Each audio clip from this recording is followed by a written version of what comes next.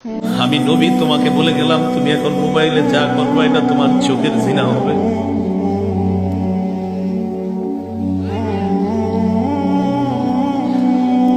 অনেক মানুষ প্রতিদিন এই গুনাহে লিপ্ত হয়, চোখের জিনা করে। একটা নারী পুরুষের বৈধ সম্পর্কের সূচনা হবে বিয়ের মাধ্যমে। ইসলাম আমাকে আপনাকে শিক্ষা দেয় বিয়ের মাধ্যমে সম্পর্কের সূচনা করতে। ইবলিস শিক্ষা দেয় আগে 5-6 বছর চেনো জানো, তারপর মন চাইলে বিয়ে করো, তার মন না চাইলে ছেড়ে দাও। এটা ইবলিসের শিক্ষা। সহিহ বুখারীর বর্ণনা 5063 নম্বর হাদিস। এই হাদিসের বর্ণনাকারী আনাস ইবনে মালিক রাদিয়াল্লাহু তাআলা তিনি বলেন, جاء ثلاثة رهط إلى بيوت أزواج النبي صلى الله عليه وسلم يسألون عن عبادة النبي صلى الله عليه وسلم। তিন ব্যক্তি আল্লাহ রাসূল সাল্লাল্লাহু আলাইহি সাল্লামের বিবিদের ঘরের সামনে আসছেন নবীজির ঘরের ইবাদতের ব্যাপারে জানার জন্য। তো প্রশ্ন করছে নবীজি ঘরে কি করে। ফালাম্মা উখবিরু কান্নাহুম তাকাল্লুহা, যখন তাদেরকে জানানো হলো নবীজির ঘরের ইবাদতের ব্যাপারে, বিভিন্ন বর্ণনা দ্বারা সহিহ বুখারীর বর্ণনা সহ অনেক বর্ণনা দ্বারা জানা যায় নবীজি নিজের জুতা মুবারক জামা মুবারক নিজেই সেলাই করতেন, ঘরের কাজে সহযোগিতা করতেন, বিবিদের কাজে সহযোগিতা করতেন।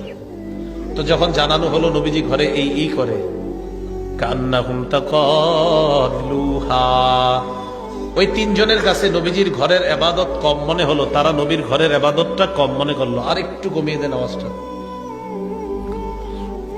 তো যখন তারা ইবাদত কম মনে করলো, ফাজা রাসূলুল্লাহ সাল্লাল্লাহু আলাইহি ওয়াসাল্লাম, নবীজি দিক দিয়ে বাসায় আসছে। আর এই তিনজনের অভিব্যক্তিটা শুনেন, যে তিনজন গেছে।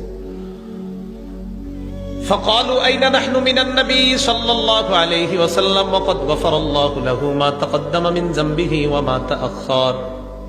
তাদের তিনজনের বক্তব্য, কোথায় আমরা, কোথায় আল্লাহ নবী। আল্লাহ নবীর এত ইবাদত করা দরকার নাই, আল্লাহ নবীর আগে কোনো গুনাহ নাই, পরে কোনো গুনাহ নাই, যদি থাকতো আল্লাহ অগ্রিম সব মাফ করে দিছে। গুনাহ কিন্তু নাই, কিন্তু আল্লাহ এমনি ঘোষণা করছেন আগে পরে সব মাফ। তো একজন কয়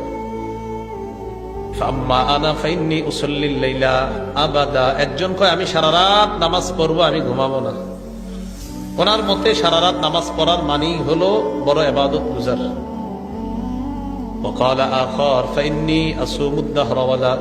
আরেকজন কয় আমি সারা জীবন রোজা রাখবো, কখনো রোজা ছাড়বো না। ফরজ রোজা তো রাখবেই, নফল রোজাও ছাড়বে না। وقال آخر أعتزل النساء فلا أتزوج أبدا। আরেকজন কয় আমি নারীদের থেকে দূরে থাকবো, কখনো বিয়ে করব না, কখনো বিয়ে করব না। فجاء رسول الله صلى الله عليه وسلم إليهم فقال أنتم الذين قلتم كذا وكذا। তাদের কাছে নবীজি আসলেন, আসার পর বললেন তোমরাই কি তারা যারা এটা বললা ওটা বললা এমন এমন বলছো। শোনো নবীজি ভূমিকাটা কি নিতেছে দেখেন, শোনো তোমরা, আমা ওয়াল্লাহি ইন্নী লাআখশাকুম লিল্লাহ ওয়া আতকাকুম লা, আল্লাহর কসম এই পৃথিবীতে মানুষের মাঝে সবচাইতে আল্লাহকে আমি বেশি ভয় করি।